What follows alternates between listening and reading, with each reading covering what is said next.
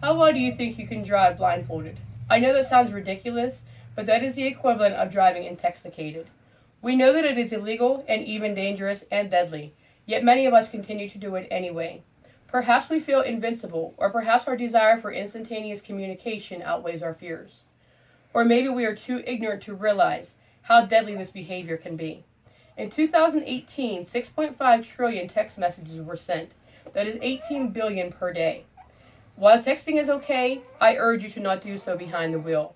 At any given moment, 660,000 drivers are using their phone while they drive.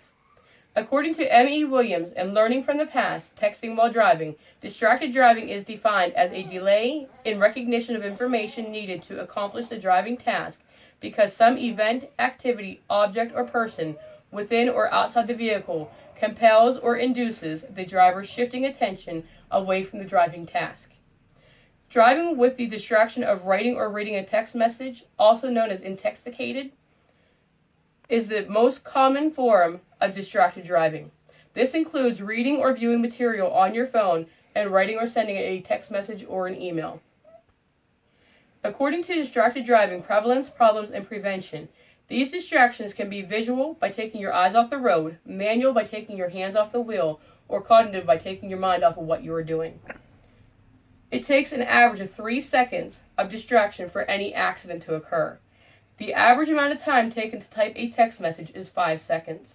If driving at 55 miles per hour, that is the same amount of time that it takes to drive the length of a football field. Drivers distracted by texting are 8 times more likely to be in a collision than a non-distracted driver. According to M.E. Williams, the devastating consequences associated with texting while driving has established this as a leading public safety concern. In 2009, the United States Senate and the House of Representatives urged each state to pass a texting while driving law that imposed a penalty that increased for each repeated offense under the Avoid Life Endangering and Reckless Texting, or the Alert Drivers Act, for short. In Pennsylvania, a driver who is caught texting while driving is given a $50 fine. That with additional fees comes to over $100. For each additional offense, the fine doubles. Depending on the circumstances, this same driver could also face charges for reckless driving or vehicular homicide. Many are comparing today's driving while texting epidemic to the drunk driving dilemma of 30 years ago, but it is actually much worse. According to the article 10 Terrifying Facts About Texting and Driving, people who text while driving are 6 times more likely to be in an accident than those who drive intoxicated. While texting while driving does not always result in accidents, impairments become dangerous when something unexpected happens, and a distracted driver is slow to react or doesn't notice the event at all. In 2009, Car and Driver conducted a study that tested drivers' reaction times when unimpaired, when above the blood alcohol limits, while reading, and while sending a text message. They used a red light that alerted drivers to brake while they were traveling 70 miles per hour. It took the unimpaired driver only a half a second to brake. The legally drunk driver took an additional 4 feet to come to a complete stop. The driver who was reading the text message took an additional 36 feet, and the driver who was sending the message, 75 additional feet. M.E. Williams states that media coverage detailing tragic automobile accidents involving motorists who engage in text messaging while driving has increased public awareness of the serious highway safety issue. Texting drivers are 23 times more likely to be in an accident. U.S. National Safety Council has found that 64% of all accidents is caused by the usage of a mobile phone. That is 1.6 million accidents per year. Of these, 330,000 accidents each year leads to severe injuries. There were 4,637 people in the United States alone who died in car crashes in 2018 due to cell phone use.